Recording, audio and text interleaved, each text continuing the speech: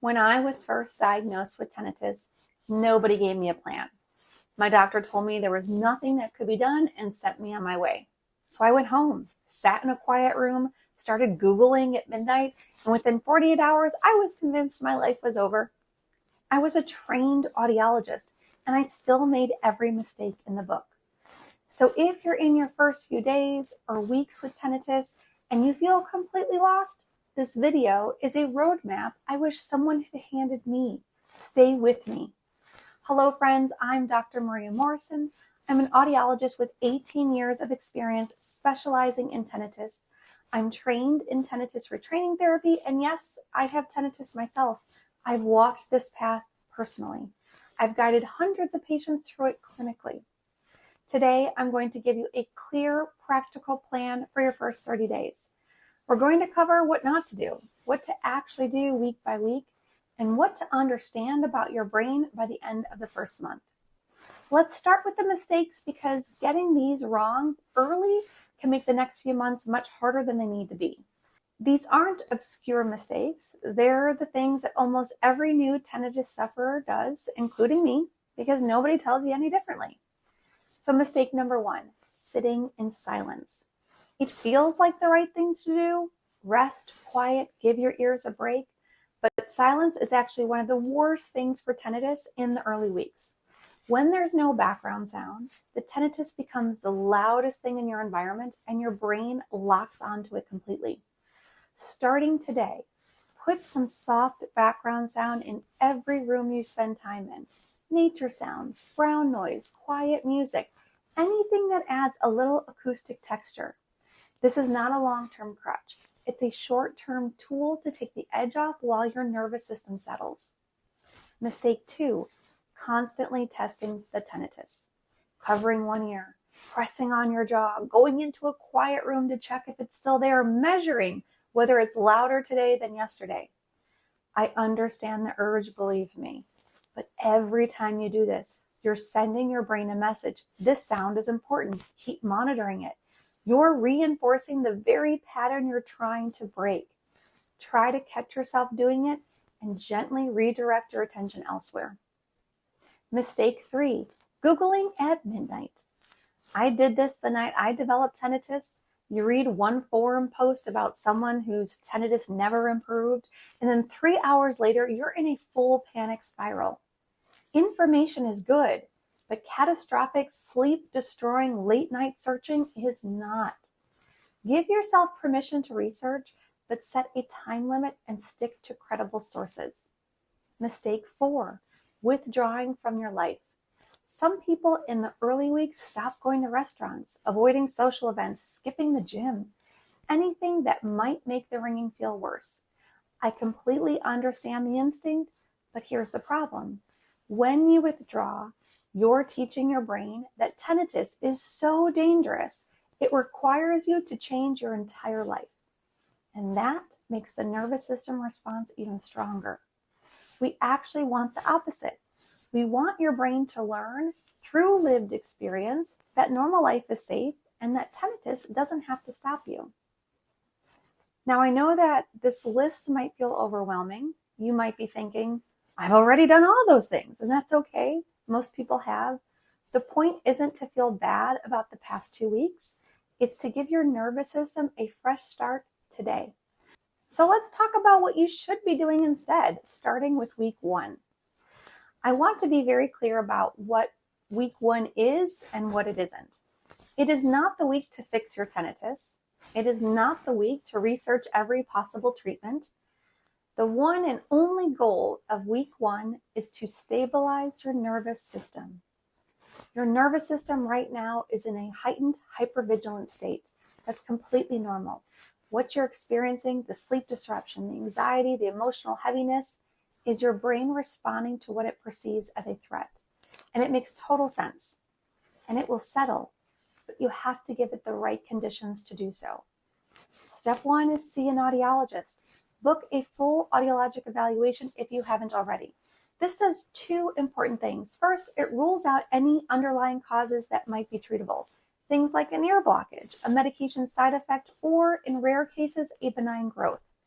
Second, it gives you a baseline for your hearing, which is useful information to have. Step 2, set up your sound environment. Remember what we talked about silence?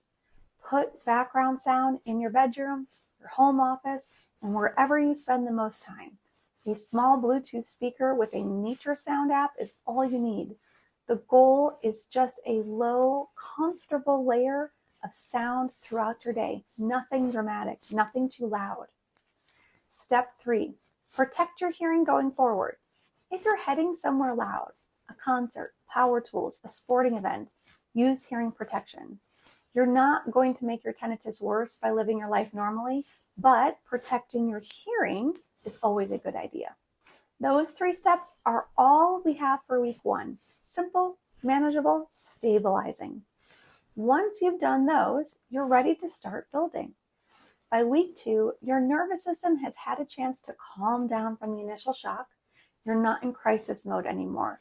You're in adjustment mode. And that's when these 3 habits make a real difference. Protect your sleep. Tinnitus and sleep affect each other directly. Poor sleep makes tinnitus feel louder and more distressing. And tinnitus distress makes it harder to sleep. So we got to break that cycle. Keep background sound running in your bedroom.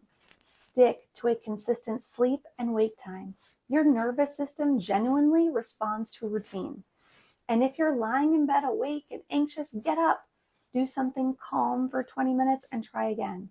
Lying there fighting it just reinforces the anxiety. Move your body. I know this one might feel hard when you're exhausted and overwhelmed, but even a daily 20-minute walk makes a meaningful difference. Physical movement helps regulate those stress hormones that amplify tinnitus, and it genuinely supports better sleep. You don't have to do anything intense, just consistent. Actively manage your stress. This is a big one, and I want you to understand why. Stress is one of the most powerful amplifiers of tinnitus. When your body's stress response is activated, it literally turns up the sensitivity of your auditory system. So every single thing you do to calm your nervous system, deep breathing, time outside, gentle stretching, limiting the news, directly affects how your tinnitus feels. This isn't about relaxing more. It's about actively training your nervous system to feel safe. Even 5 minutes of slow diaphragmatic breathing each day starts to shift the baseline. By week 3, if you're doing these things consistently, most of my patients notice something shift. The tinnitus hasn't gone away, but it's not running the show the way it was in week 1. That shift is your nervous system beginning to adapt. And that brings me to the most important thing I want you to understand by the end of your first month. Here is the reframe that changes everything for people. And I want it to change things for you too. Tinnitus is not primarily an ear problem. It's a brain response. Something changed in your auditory system, noise exposure, stress, a medication, aging. Sometimes we genuinely don't know, but your brain responded by generating or amplifying this signal. And then it flagged that signal as important, as something to monitor, as something to be afraid of. But here's the crucial part. Your brain can change. It's what scientists call neuroplasticity, the ability to reorganize and adapt how it processes signals. And that process of your brain learning to treat tinnitus as unimportant, non-threatening has a name: habituation. Think about how your brain already filters out the hum of the refrigerator or the sound of traffic outside your window. You don't hear those sounds most of the time, not because they're gone, but because your brain has decided they're not worth paying attention to. That's the same process. That process is possible with tinnitus. This is the science behind Tinnitus Retraining Therapy, and it's the foundation of my Rewire program. It takes time and the right approach, but it works. I've seen it work for hundreds of people, and I've experienced it myself. By day 30, I want to leave you with this. You are not stuck. This is not permanent suffering. Your brain is adaptable, and with the right tools, you can teach it to respond to tinnitus differently. The first 30 days with tinnitus are genuinely hard, and everything you're feeling, the fear, the grief, the exhaustion, it's completely valid. I felt it too. But you are not at the beginning of a lifetime of suffering. You're at the beginning of a learning curve. And the more you understand about what's happening in your brain, the more empowered you become. I have a free tinnitus relief starter guide in the description. It's a great first step and it's completely free. Download it and start there. And when you're ready to go deeper, my Rewire program walks you through the full brain retraining process: sleep, focus, stress, sound therapy, step by step at your own pace. Drop a comment below and tell me, how long have you had tinnitus? What's your biggest challenge right now? I read every single comment. And don't forget to subscribe for a new video every week. And I'll see you in the next one. Bye, friends.